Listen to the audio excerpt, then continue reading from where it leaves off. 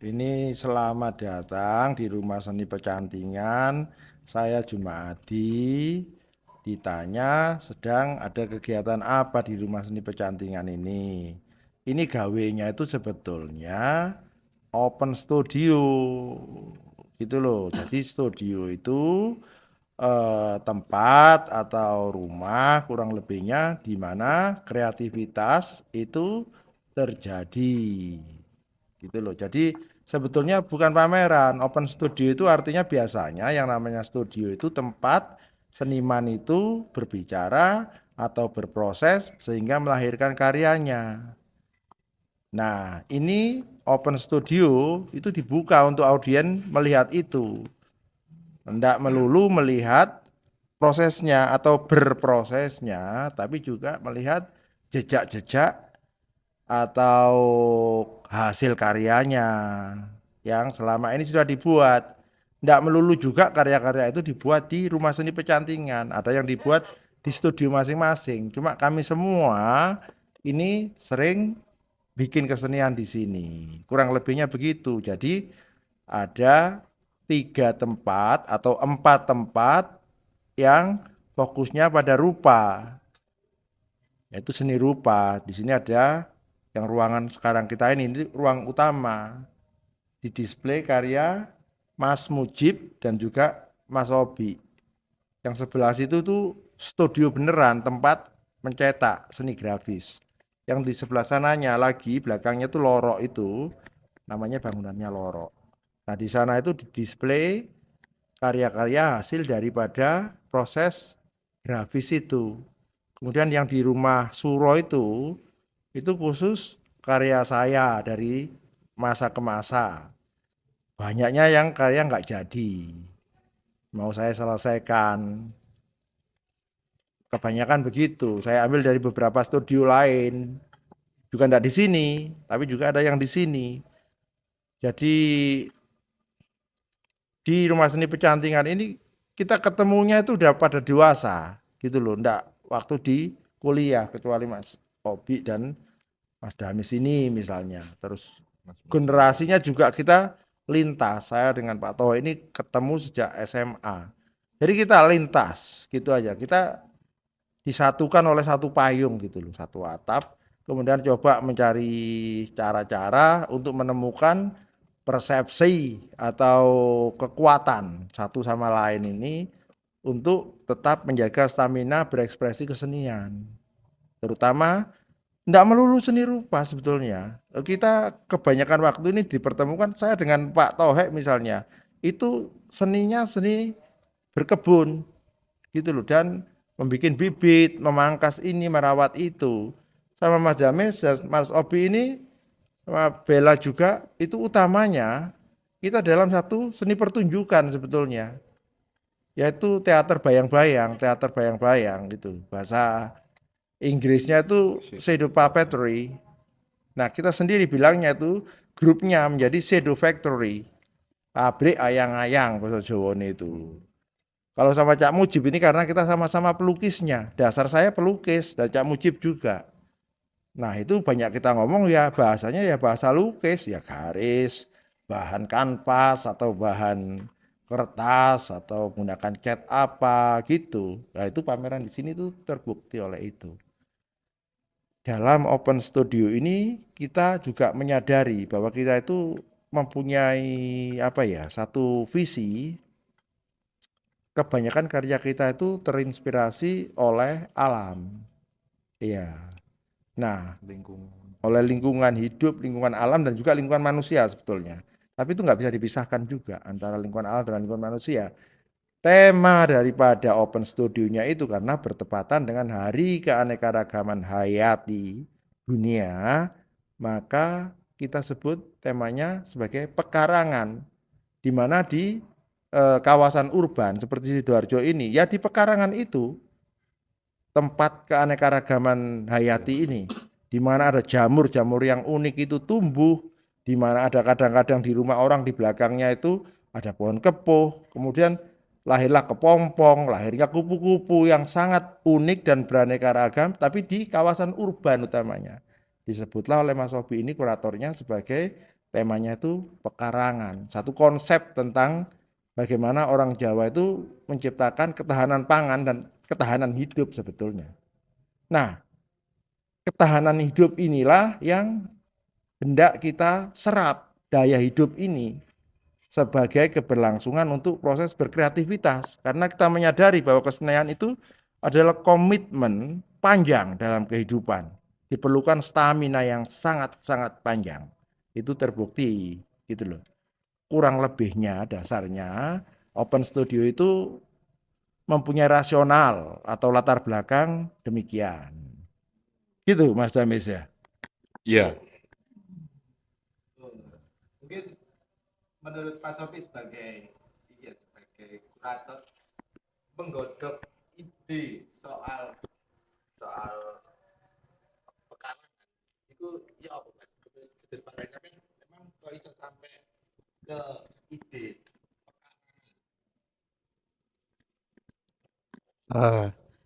Jadi pekarangan ini kami lihat sebagai ruang artistik yang hidup gitu loh. Artinya dia tidak hanya sebagai eh, lahan untuk menanam, tapi di situ proses dalam menanam ataupun merawat kebun ini bagi kami, ya kan, ini yang notabene berkarya itu memiliki sebuah pengalaman estetik gitu loh. Jadi bagaimana menghadapi tanah, jadi bagaimana melihat berkembangnya tumbuhan, jadi bagaimana melihat matinya tumbuhan gitu ya kan.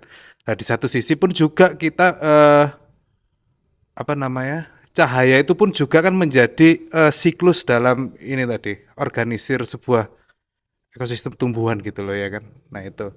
Nah jadi nah, dari situ sebenarnya inspirasinya. Oh ternyata pekarangan ini bisa menjadi sebuah ruang artistik yang hidup gitu loh, melalui media-media tumbuhan gitu loh.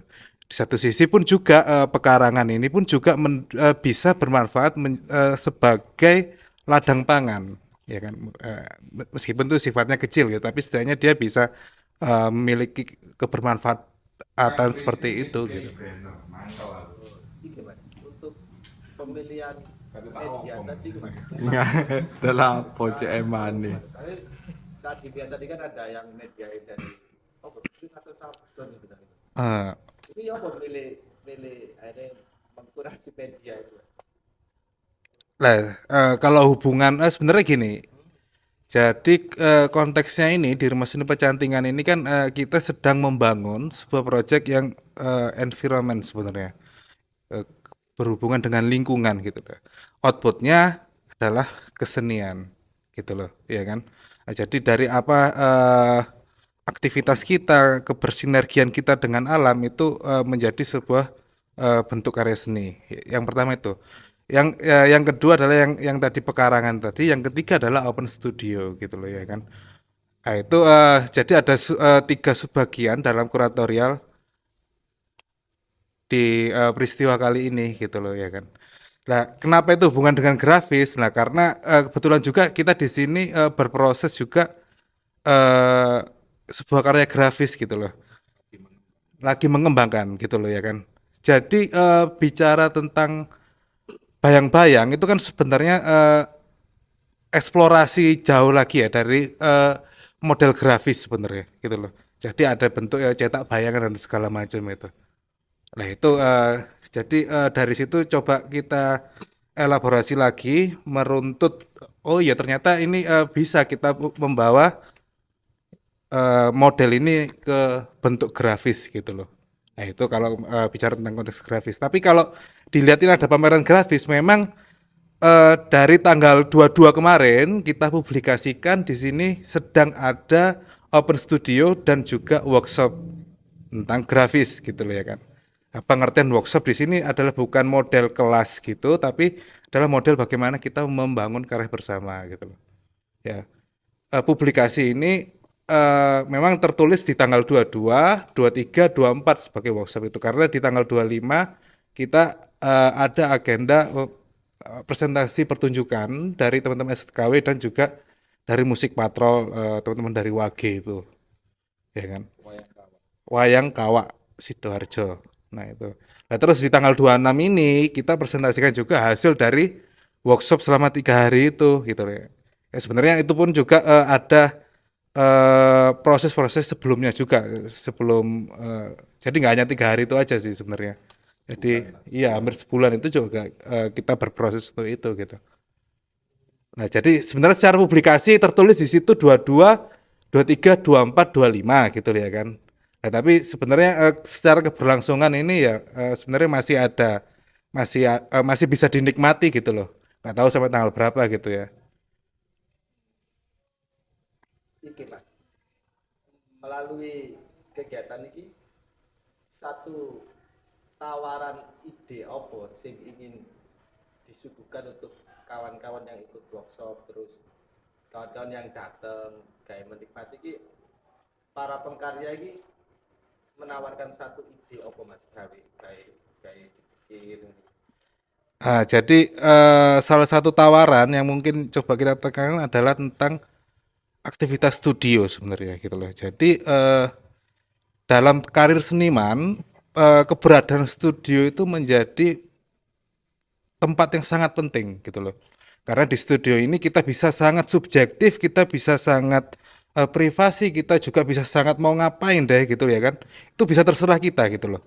Karena kalau tidak ada ruang itu seniman ini kan akan menjadi apa ya istilahnya itu ya, mandek mungkin ya kan mandek karena ya bersosial ini kan menguras konsentrasi juga sebenarnya di satu sisi gitu loh ya kan ya karena memang butuh ruang yang sifatnya privasi itulah mungkin keberadaan studio itu menjadi penting gitu. Nah, makanya kenapa kita men-tagline itu sebagai open studio sebenarnya penekanannya di situ gitu loh. Jadi bagaimana melihat studio ini menjadi apalagi kita misal di Sidoarjo ya pengalaman studio itu ya hampir nggak tahu gitu loh ya kan karena memang notabene di sini kita hidup di lingkungan yang konsentrasinya mungkin di wilayah ekonomi gitu ya pragmatisnya seperti itu gitu loh.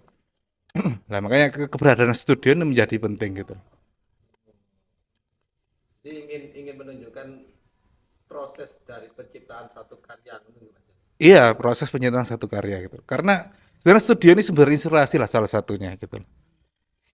Soalnya kalau sebagai seniman ya, ketika kita berkunjung ke studio seniman yang lain, wah itu kan biasanya kan ada adrenalin yang terbangun gitu loh. Antara iki jancuk iki kok iso koyo ngene ya, ngene kan berarti seperti itu. Kadang itu ada perasaan iri, kadang itu ada perasaan tertampar kan, banyak hal perasaan yang terbangun gitu loh. Kalau saya nambahi yang dimaksud apa namanya studio itu adalah kebutuhan primer atau salah satu hal yang paling esensi dalam proses kreativitas. Itu poinnya yang dimaksud tadi kurang lebih kan begitu. Memang harus dikasih garis bawah di sana. Jadi dia adalah kebutuhan primer dari proses penciptaan ini. Itu esensi dia, esensi. Core-nya itu adalah studio sehingga dimana bisa berdialog dengan dirinya sendiri menjadi subjektif kan referensinya tadi salah satunya kan alam tapi banyak hal referensi lagi sosial misalnya kan yang juga melelahkan sebagai referensi soalnya yang kita cita-citakan semuanya adalah memiliki outputnya itu karya seni itu harapannya kan begitu. Tapi untuk output itu terjadi perlu sesuatu yang fundamental atau primer, yaitu studio salah satunya. Studio menjadi ruang kontemplasi gitu Mas. Ruang penciptaan lah Mas, esensinya dia. Tanpa itu berarti diragukan, tapi tidak perlu diterjemahkan ulang lah. Itu jadi esensi, bagian paling penting. Kalau cuma ngomong kontemplasi tok, akhirnya dia mungkin ngelamun ketemu nih. Tapi iki output yang kita bangun di sini. Kontemplasi kan bisa jadi ruang meditasi gitu. Bisa. Ini bukan Lain. Jadi ketika kita ngomong masalah kontemplasi ataupun apa, yo nang kene pun iso, tapi output yang utama adalah karya seni. Jadi ini gak mek kontemplasi nang kene. Iku sing paling ditekankan sih nang kene. Makanya kita nang gone kene iki sebenarnya kan kolektif. Dalam artian nang gone kene kolektif iki saling membangun individu satu sama lain melalui belajar bersama dan karya bersama. Dan wacana pun kene yo melek iku akan hal iku. Salah satunya environment iku mau dan masalah lingkungan hidup iki sangatlah concern daripada Rumah Seni Pecandingan di situ. Core-nya kita salah satunya adalah bagaimana kita melakukan pembibitan yang itu nanti akan ditanam di Gunung Penanggungan. Salah satunya itu. Dan itu kemarin sudah nanam berapa pohon ya teman-teman kemarin? 2000-an ya, 2000 bibit ya yang diangkat ke sana. Kalau nggak salah sih gitu. Dari teman juga kebetulan udah pulang orangnya. Dan untuk masalah cetak grafis mungkin Mas Mujib bisa menambahkan. Ya. Ya apa itu Mas? Soal cetak grafis ya. Sebenarnya aku kurang tahu sih Mas. Soalnya tadi diajak keliling sama Mas Davis kan tiba-tiba ada satu ruang cetak grafis terus ada beberapa karya yang pameran cetak grafis. Sebenarnya aku kurang paham tuh. Ono iki sebenarnya ya apa sih ini loh. Jadi mungkin Mas bisa ceritakan kembali sebenarnya iso tema ono karya sing melalui cetak grafis terus ya apa kok kepikiran itu kembali. Oh iya. Makasih Mas ya. Jadi secara saya seni rupa ya, lebih ke seni rupanya menjawabnya. Jadi ada beberapa pendekatan sih dalam berkarya kan. Ada beberapa pendekatan iso macam-macam lah. Kayak lukisan ini. Lah aku kemudian Cak Din Kuda, Mas Damis ini sama Pupur yang sudah pulang tadi yaitu mencoba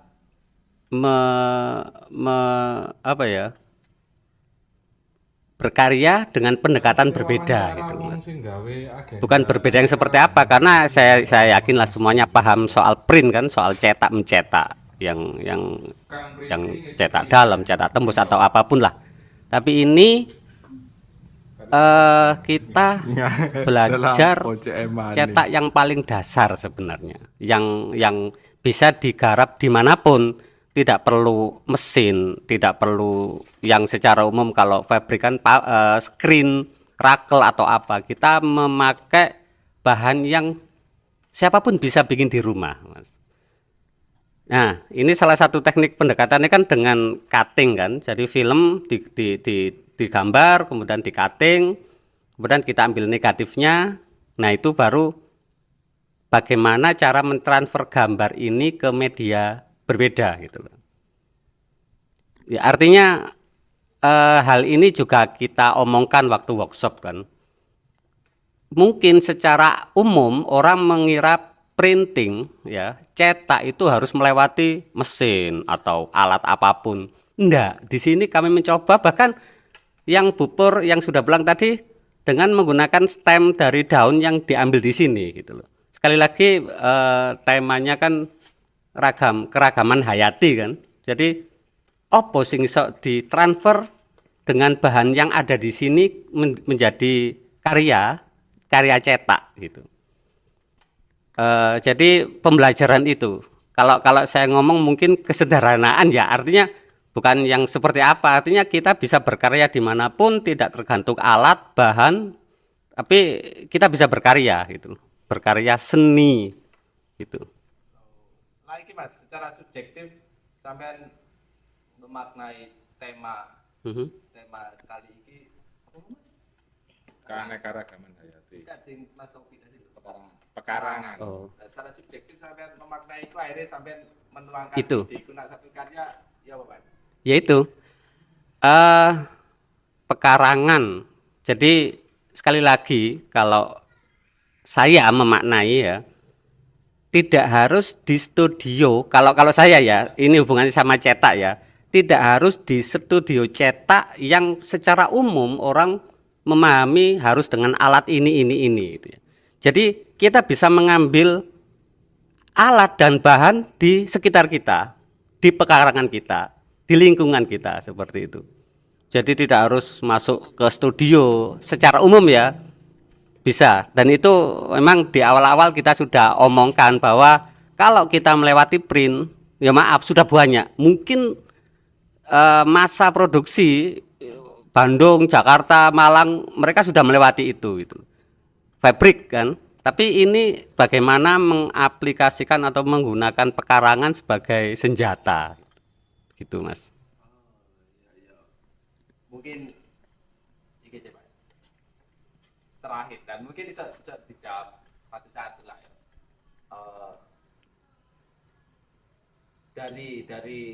Dari kegiatan hari ini, itu memang perlu ditebali kembali apa sih ingin disampaikan ke masyarakat luas.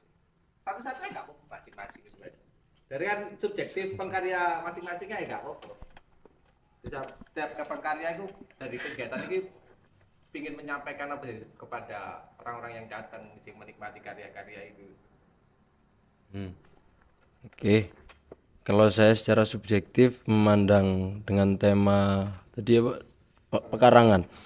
Pekarangan dulu ada obrolan menarik dengan Pak Jumadi terkait kalau dulu itu ada salah satu pertunjukan yang diadakan di depan rumah atau di pekarangan gitu di halaman rumah. Nah itu kan menarik gitu Mas kalau diadakan lagi. Mungkin salah satu contohnya ya pameran di Rumah Seni Pecantingan ini dengan medium ataupun bahan-bahan yang diambil dari sekitar lingkungan Rumah Seni Pecantingan terus diaplikasikan ke sini seperti itu. Jadi ya dimanapun iso berkarya bikin sesuatu dipertunjukkan seperti itu. Terima kasih. Kalau saya secara subjektif ya, jangan lupa kita punya pengarangan gitu. Karena kita hidup di daerah urban, seringkali pergi pagi pulang sore udah tidur kan. Kita punya pengarangan, bisa ditanami, disiram atau apalah dirawat gitu ya. Paling tidak mengingatkan bahwa kita punya pekarangan gitu aja. Teko aku sih pekarangan itu merupakan tempat tumbuhnya apapun. Karena kalau kita cangkruk pun kan juga kadang di pekarangan. Kita ngobrol, kita kadang-kadang nemu konsep dan sebagainya kan juga di pekarangan rumah. Teras itu menurutku ya pekarangan. Entah teras iku ono tandurane apa ditanduri beton ngono ya lek saya kan rata-rata tandurane beton. Jadi ya menurut saya sih ya itu tadi bagaimana kita memaknai pekarangan itu sebagai menjadi tempat tumbuh iku lek subjektif teko aku. Ayo Mas. Pekarangan itu kan dia alam yang terdekat setelah tembok yang kita ciptakan untuk merasa aman yaitu rumah. Jadi sebelum kita berhadapan dengan dunia yang lebih ruwet dan lebih kayak menakutkan gitu, ya pekarangan itu adalah dunia yang terdekat kepada kita setelah dinding rumah.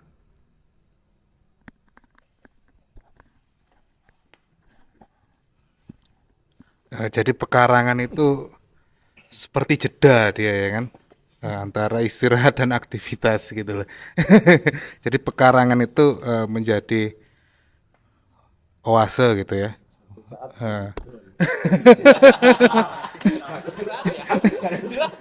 Iya. Sembarang ikon. Iya, tergantung gue iki iso iki.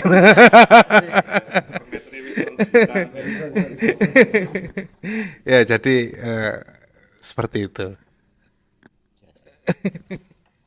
Aku gak iso ngomong iso itu judo ya Mas. Jadi apa sekitar nang gone pekarangan sing ketok api sing ketok unik ya iku sing tak gambar. Iku tok ati gak ono pesen apa-apa wis kanggo awakku dhewe ae. Panggon tinju. Iya. Nah, menurut aku sih untuk masalah pekarangan ya, memang keadaan di sini itu lebih minim tentang soal pekarangan. Tentunya di kota-kota besar ya. Nah, itu tidak menjadikan sulit kita untuk menanam, meskipun di tempat yang sempit, katakanlah di pot. Lah, betapa pentingnya kita untuk selalu menanam. Itu. Intinya di situ. Ya apa carane awak dhewe iki belajar menanam. Untuk bukan untuk diri kita sendiri, untuk kelangsungan hidup masa depan yang lain. Ya maksudnya penerus lah.